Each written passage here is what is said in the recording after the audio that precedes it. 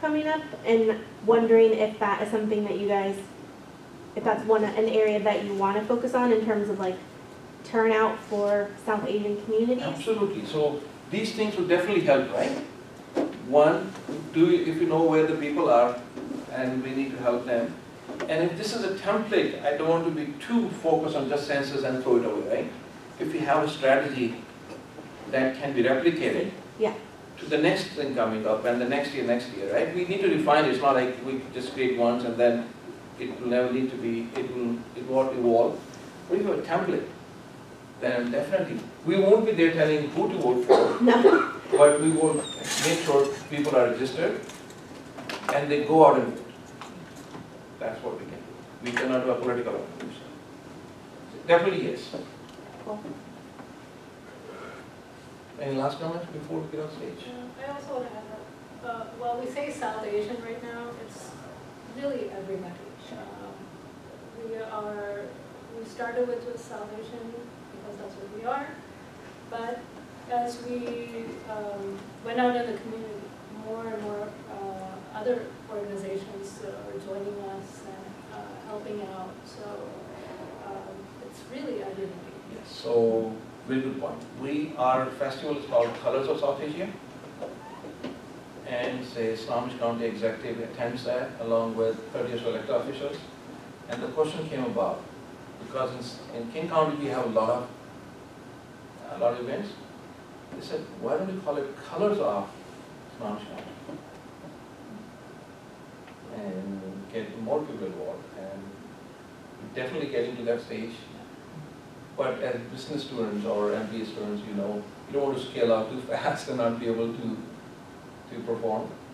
So yes, we are moving into Colors of Snohomish County, and that's why we need your help to get Utsav to a point that we have some of the things defined and in place. Thank you. Policy studies students, becoming business students, we're all engaging with this project. So next is Pa from Gambian Talent Promotion. Yes.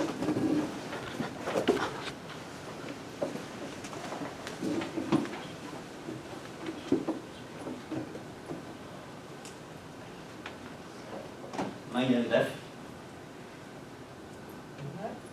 Nangeen def. Well, that's Wolof. It's my language from Gambia in West Africa. And it means, how are you all doing? How are you all doing? Good. I am Pa Usman Diouf, the co-founder and global coordinator for Gambian Talents Promotion. It started since 2006 as a little promotion entity when I used to live in Atlanta, Georgia. At the time, I brought a musician here, a Gambian musician called Sing Ake Frikijo, who I was touring with around the US. There's this Gambian DJ in Dallas, Texas, who was interested to take him there, and we got talking and we realized our country has a lot of potentials and talents, but unfortunately they don't have promotion, or they were not known.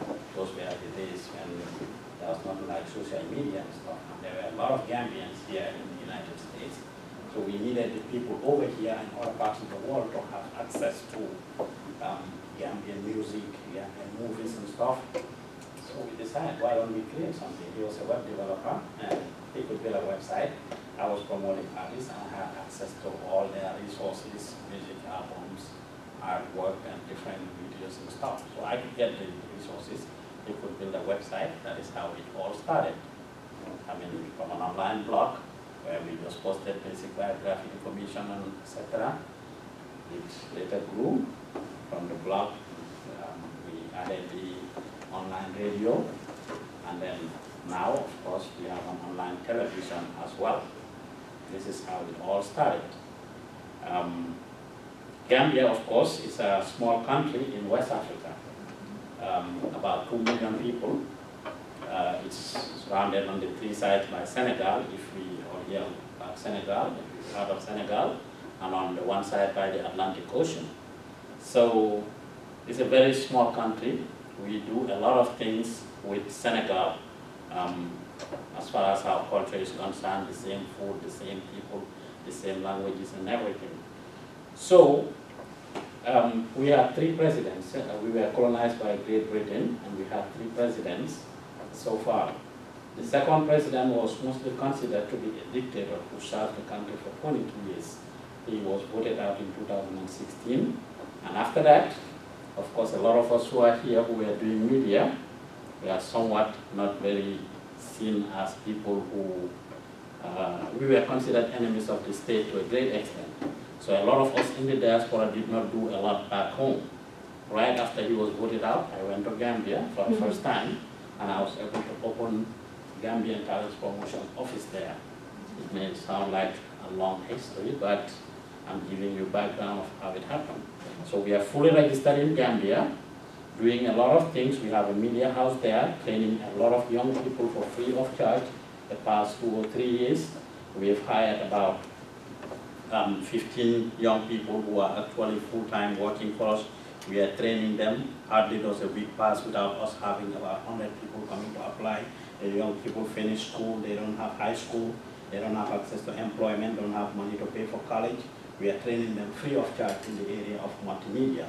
A lot of them would think that going to Europe or coming to America would be the only solution.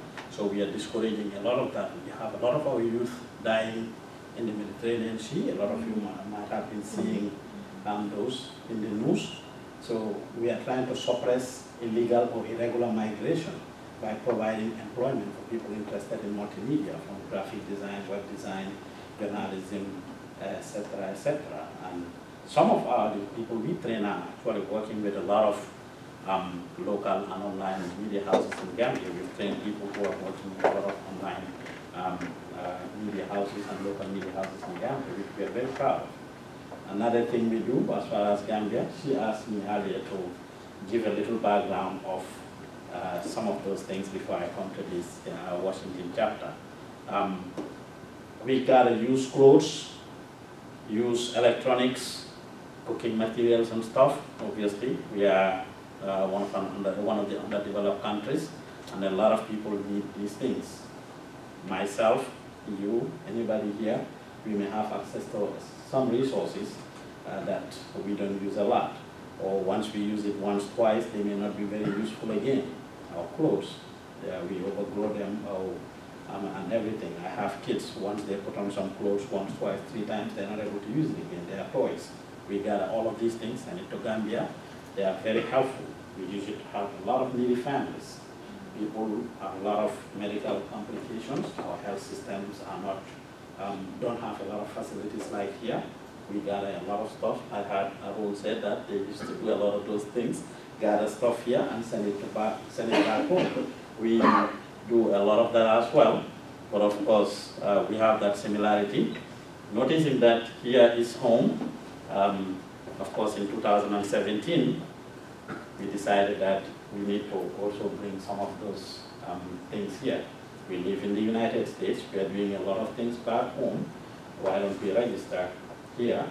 So we therefore decided to register as a 501c3. We got our 501c3 status in December of last year. In December of 2018. So it's exactly about 1 year since we had a 501c3 status.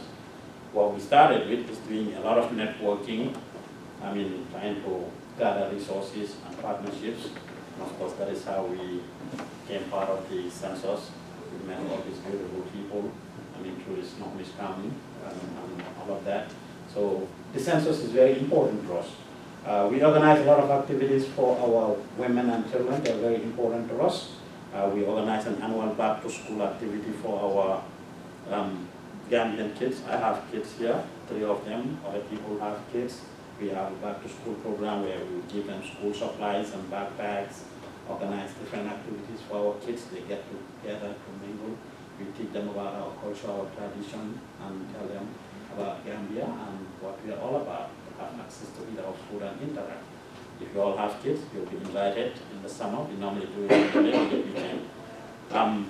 In addition to that, we also just had funding to actually do cancer awareness. This year we'll be doing awareness on cancer.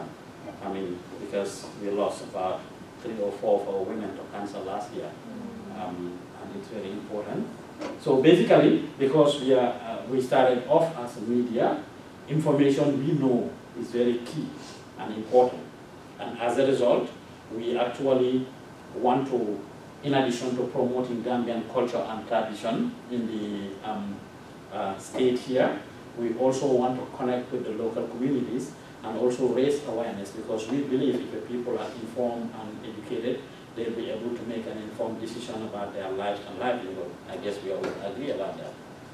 A typical example, the census that we are doing now, myself, I was here in 2010. I was encountered. I didn't take it serious. There were a lot of things that, because I don't know the value of it, we think, it's government. They just like bothering people. Anything that comes. We all, most of you see, you're laughing, right? Most of us would think that way, man. You see something from the sun, put this in the trash. I don't need that. Maybe you just wake up on the wrong side of the bed, or you have other mails, there's a bill waiting for you to pay. You see it. Are you going through those bills and those letters or those mails, and you just see, let the census go away. Right? Sounds very realistic, right? So, but having been involved in it this year, I know the value of it. And since we started this whole census stuff, there has been a lot of perceptions change in our communities, and people are willing to actually take it a lot more serious. Before I go deep into the census, again, I'll allow you guys to ask questions or make any comments you want. What's the size of the Gambian population in this area? Very good question. Hypothetically, we all would say about 10,000 or more. There is no fact, there is no data collected for that. It's one of the things that we would like to work on. I've heard Harun say that. It's one of the things we would like to work on, we would like to know, because we continue to increase. We are a predominantly immigrant community. A lot of our folks, of course, are undocumented. So the state government and people who do these counts may not have access to it. Our folks can be very scared when it comes to government. Of course, I forgot to mention, immigration is key. It's one of the reasons why I, in fact, got into this. Myself, I got in trouble with immigration. I've been in the immigration system for over 10 years, struggling to get my status adjusted. I was arrested and detained for 3-4 months, wanted to deport me back to Gambia. At the time, of course, my first child was 3 months pregnant in my wife's belly at the time. So I was going to be sent to Gambia while my child was going to be here. So I struggled for over 10 years before I got my status adjusted. So it's there to me. I do a lot of advocacy. If you guys follow Gambian Talents TV on YouTube or on Facebook, you will see me do a lot of awareness creation on immigration. So I'm very aware and involved with the immigration system. So we don't know per se, but we all would say about 10,000. So a lot of folks who live in the East Coast are moving to this end a lot, especially recently, with a lot of changes happening and the East Coast getting tougher with immigration, and that number has increased. Any other question? Kind of building off of that, even though the citizenship question was removed, and even though I know that it's illegal for any law enforcement to use any data from the census, the fear, I'm sure, is still very real, and I don't really know, personally, I don't know how I could be like, no, you can trust the government when I don't really trust our current government. So what would you, how do you think that we should reach out to people who are scared like that? In fact, that's the question I get asked the most. The few months that I've been engaged with the census, people are still scared and wouldn't trust. I attended a couple of engagements and training in which the NAS secretaries from Snohomish County used a very good logic, which I use for our people, which is all of us, or most of us, are on social media. We all have Facebook, Snapchat, Instagram, and according to the NASA, our logic was, we actually give more data to these social media pages than actually the questions that are asked on the census. So, and if the government really wants to get hold of us or anything, they grab it. And matter of fact, I'm a typical example of that. I told you guys how Gambian Talents was formed. When I was arrested in 2008, I was touring with this artist, and immigration came to my house in Atlanta looking for me because my artist was doing a lot of collaboration with some Jamaican artists. They came and said they were looking for a Jamaican person, when in reality I was the one they were looking for. They said they want to see the IDs of people who live in the house. When they collected mine, my car was outside, they were on my tag. Eventually they said, okay, they want to see everybody physically. When I came out, I ended up being arrested. So it's a long story, longer than that, but for the sake of the class, fast forward, yes. So through social media, I was, those were the days of MySpace, High Five, we had a website. Yes, so they could find information on me online and some of the activities I was doing, and they were able to use that to actually arrest me. So we provide a lot of information on